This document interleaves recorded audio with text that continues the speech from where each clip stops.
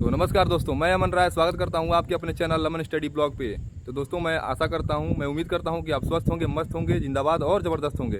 तो दोस्तों, बहुत सारे लड़कों का एक कमेंट आ रहा था कि भैया आप कहां से तैयारी करते हैं, कैसे किए तैयारी और अभी कहां करते हैं, कैसे आपकी मतलब स्ट्रेटेजी आपने क्या बनाया कि सिलेक्शन हो गया आपका। और मतलब जीके जीएस के लिए अलग से आपने पूछा, बहुत सारे लोगों का ये कमेंट था। तो मेरे साथ आज दो नए मतलब चीफ गेस्ट ही समझ लीजिए, अपने वीडियो में पहली बार आए हैं। तो मैंने इनको इसके लिए बुलाया, आपके लिए ये अलग से मतलब वीडियो बनवाने के लिए मिलाया, ताकि ये लोग अपना एक्सपीरियंस शेयर करेंगे और बताएंगे कि हाँ इन्होंने कैसे तैयारी की और अपने मतलब सिलेक्शन की तरफ अग्रसर हुए, आगे बढ़े। क्योंकि इन दोनों के पास काफ़ी ज़्यादा एक्सपीरियंस है पढ़ाई लिखाई का, और जैसे एग्ज़ाम का अलग से, जैसे पढ़ाई लिखाई सब करते हैं लेकिन सबका अलग अलग नज़रिया होता है। और जो सिलेक्ट हुआ है और जो सिलेक्ट नहीं हुआ है, तो ये सिलेक्ट नहीं हुए थे, बहुत बार नहीं सिलेक्ट हुए, उसके बाद सिलेक्ट हुए। तो इनको काफ़ी अच्छे से पता होगा कैसे एग्ज़ाम को क्रैक करें अच्छे तरीके से। तो सबसे पहले आपका पहला क्वेश्चन था कि हम तैयारी कैसे करें कि मतलब हमारा सिलेक्शन हो जाए। अचानक सिलेक्शन किसी का नहीं होता है, कई बार मतलब असफलताओं के बाद होता है। तो उसमें घबराए कैसे हम, घबराते हैं हम ना, तो कैसे उसको हम कम करें और सिलेक्शन से हम और नज़दीक हो जाएं। तो सबसे पहला क्वेश्चन मेरा इरफान भाई हैं, और ये हमारे दुर्गेश निषाद जी हैं। तो सबसे मेरा पहला क्वेश्चन इरफान भाई से है कि आपने तैयारी के दौरान ऐसा क्या किया कि आपका सिलेक्शन मतलब हो गया। जय हिंद साथियों, मेरा नाम इरफान अली। जैसा कि हमारे अमन भाई ने जो क्वेश्चन किया है, उसका जवाब मैं ऐसे देना चाहूँगा कि आप किसी भी एग्ज़ाम की तैयारी करें, उसमें सबसे महत्वपूर्ण चीज़ है कंसिस्टेंसी। अगर आप रोज़ाना 5 घंटे पढ़ते हैं लेकिन कंसिस्टेंसी के साथ पढ़ते हैं तो आपका सिलेक्शन निश्चित होना ही है। मान लीजिए आप आज 5 घंटे पढ़ रहे हैं, कल 1 घंटे पढ़ रहे हैं, परसों 2 घंटे पढ़ रहे हैं, तो बहुत ही मुश्किल हो जाता है फिर सिलेक्शन लेना। पहली चीज़ तो कंसिस्टेंसी है। दूसरी चीज़, आप जिस भी एग्ज़ाम की तैयारी कर रहे हैं उसका सिलेबस को आप समझें कि भाई एग्ज़ाम में आता क्या क्या है। नहीं तो आप पढ़े अननेसेसरी चीज़ें पढ़े जा रहे हैं और आ कुछ रहा है तो उसका कुछ बेनिफिट तो होगा नहीं। तो सिलेबस को समझना बहुत ज़रूरी है। तीसरी चीज़, सिलेबस को समझ लिया आपने, कंसिस्टेंसी पे आ गए आप। उसके बाद आती है मॉक टेस्ट प्रैक्टिस करना, क्योंकि मॉक टेस्ट ही एक ऐसी चीज़ होती है जो आपको एग्ज़ाम में एक बेहतर से बेहतर स्कोर देती है। तो मॉक टेस्ट आप सिलेबस कंप्लीट करें, पहले पूरा रिवीजन करें अच्छे से, 2-3 बार रिवाइज करें। उसके बाद मॉक टेस्ट जितना हो सके आप दें। जिस भी एग्ज़ाम की प्रिपरेशन कर रहे हैं उसके मॉक टेस्ट लगाएं और आत्मविश्वास रखें अपने अंदर, आपका ज़रूर सिलेक्शन होगा। दोस्तों, जैसा कि आपने देखा, इन्होंने 3 पॉइंट आउट किए और बहुत ही ज़रूरी, जो कि सिलेक्शन के लिए सबसे ज़्यादा इंपॉर्टेंट पॉइंट है, यही तीनों पॉइंट था। और इसके बगैर आप कोई अगर एक चीज़ भी मिस करते हैं ना, तो ये एक चेन की तरह है, अगर एक चीज़ को मिस करेंगे ना तो ये आप सिलेक्शन से काफ़ी दूर चले जाएंगे। तो हमारा दूसरा क्वेश्चन है दुर्गेश निषाद जी से, क्योंकि आपको मैं बता दूं, ये इन्होंने यूपीएसआई भी क्रैक किया है, सीआईएसएफ कांस्टेबल भी क्रैक किया है, और बहुत सारे यूपी के सारे एग्जाम क्रैक किए हैं। इन्होंने भी किया है ग्रुप डी में, इन्होंने सिलेक्शन लेकर ट्रेनिंग कंप्लीट कर कुछ महीने नौकरी भी किए, उसके बाद वहाँ से रिजाइन देकर दूसरे डिपार्टमेंट में आए। तो इनके पास भी काफ़ी ज़्यादा एक्सपीरियंस है। तो मैं इनका मतलब नज़रिया जानना चाहता हूँ, और आपके लिए बहुत ज़रूरी है कि आपने किस तरीके से तैयारी की और कैसे उतने बड़े एग्जाम को क्रैक किया। हालांकि इनका मेरिट में रह गया, वो यूपी से मेरिट में रह जाना वो एक तरह से बहुत बड़ा मतलब कोई क्षति नहीं है, वो सिलेक्शन के करीब ही पहुंच चुके थे।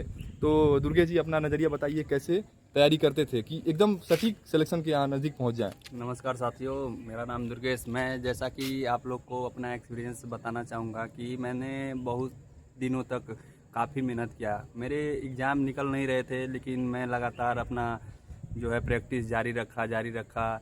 मैं फिर लगातार मेरा 7 एग्ज़ाम क्रैक हुआ, जिसमें मैंने ग्रुप डी और यूपी फॉरेस्ट गार्ड, यूपीएसआई मेरा पहला एग्ज़ाम था, 2 बार जीडी क्लियर किया, लेकिन फाइनल मेरिट मेरा जा रहा था। लेकिन फिर अंततः हमारा ग्रुप डी में सिलेक्शन हुआ और हमने लगभग 6 महीने ग्रुप डी में जॉब किया। उसके बाद से मेरा सीएसएफ फायरमैन में हो गया, तो मैंने उस जॉब को रिजाइन कर दिया। और मैं बताना चाहूँगा कि आपको मेहनत करना है, रोज़ करना है, लेकिन ऐसा नहीं है कि मेहनत किए जा रहे हैं, क्योंकि मेहनत तो गधा भी करता है लेकिन उसका कोई मतलब नहीं रहता, कोई उसका नाम नहीं लेता। गधे की तरह मेहनत नहीं करना है, मेहनत करना है लेकिन सही दिशा में करना है। और बता दें कि आपको रोज़ पढ़ना है और इसका मतलब आप प्रैक्टिस करिए, हर सब्जेक्ट का रोज़ प्रैक्टिस करिए। और जैसा कि मेरे इरफान भाई ने बताया कि कंसिस्टेंसी बहुत ज़्यादा ज़रूरी है, और हमने भी बहुत मेहनत किया, और जो है कि अभी हम तीनों लोग सेलेक्टेड हैं। और इसलिए आपको एक्सपीरियंस बताना चाहते हैं कि रोज़ मेहनत करना है आपको।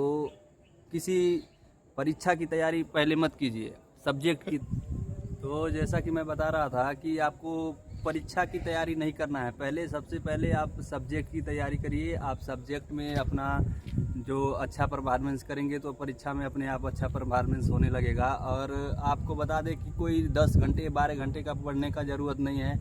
आप जितना देर 7 घंटे 6 घंटे भी बहुत काफ़ी है, और इतना ही अगर रेगुलर प्रैक्टिस करते हैं तो बहुत ही ज़्यादा फ़ायदेमंद होगा। आपको पढ़ाई 6 से 7 घंटे ही करना है, लेकिन सबसे महत्वपूर्ण बात यह है कि पढ़ाई के माहौल में आपको 24 घंटे रहना पड़ेगा। इसलिए आपको पढ़ाई के माहौल में ही रहना है, इधर उधर नहीं भटकना है। और फिर हमारे अमन भाई तो आपको रोज़ाना सलाह देते ही रहेंगे, और हम भी अपना एक्सपीरियंस आपको बताएंगे अगले वीडियो में।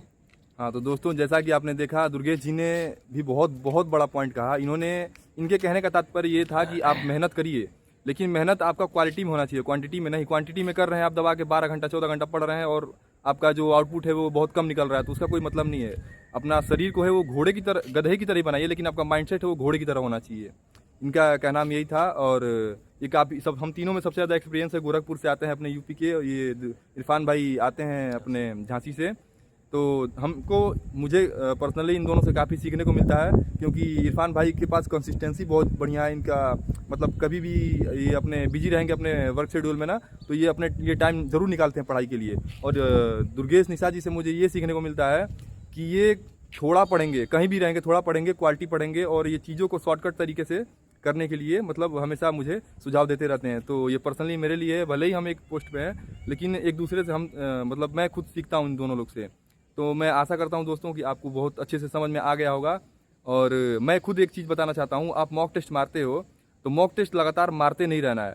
ऐसा नहीं कि आज मार दिए 70 नंबर आया, कल मार दिए 65 नंबर आया, फिर अगले दिन मारा 65 आया 70 आया, ऐसे ही कम ज़्यादा नहीं होना चाहिए।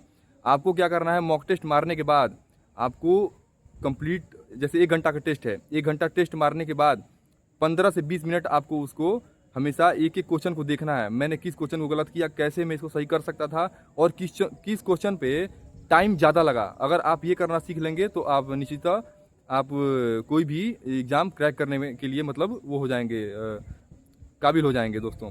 तो बस मेरा यहीं तक, इतना ज़्यादा लंबा वीडियो हो जाएगा, इसके लिए मैं इसको यहीं पे ख़त्म करता हूँ। और अगर आपको कुछ और वीडियो चाहिए, किसी मतलब और कुछ अलग से जानकारी चाहिए, तो मैं फिर इन दोनों लोग को लाऊंगा, फिर ये आप दोनों लोग को सुझाव देंगे। आप अपना हर एक चीज़ जितना भी आपको पूछा जाता है, जितना कमेंट आपका आता है, मैं उसको पूरा करूँगा। मैं कोशिश करूँगा कि मैं आपके कमेंट को जितना भी आता है मैं उसको कंप्लीट करूँ, आपको हर एक जानकारी दूँ। तो दोस्तों, तब तक के लिए मिलते हैं आपको अगले वीडियो में।